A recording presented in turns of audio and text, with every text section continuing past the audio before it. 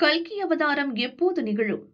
திருமாலுக்கு 10 அவதாரங்கள் என்று சொன்னாலும் கல்கி அவதாரம் மட்டும் கலியுக நிறைவில்தான் நடக்கும் என எதிர்பார்ப்பு உள்ளது. அது எப்போது நிகழும் தெரியுமா? கலியுகத்தின் மொத்த ஆண்டுகள் 4,32,000 ஆண்டுகள் என்று பஞ்சாங்கம் சொல்கிறது. இந்த யுகத்தில்தான் ஏராளமான தர்மத்தை மீறிய செயல்கள் நடக்கும் என்கிறார்கள்.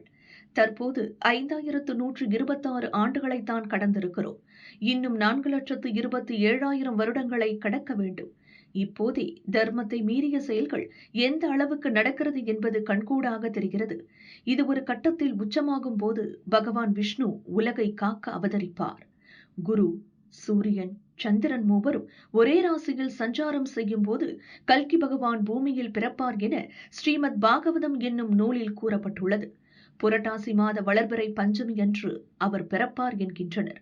உத்தரப்பிரதேச மாநிலம் சம்பால் என்ற ஊரில் அவர் அவதாரம் செய்வார் என கருதப்படுவதால் அங்கே கல்கி அவதார கோவில் கட்டப்பட்டு வருகிறது.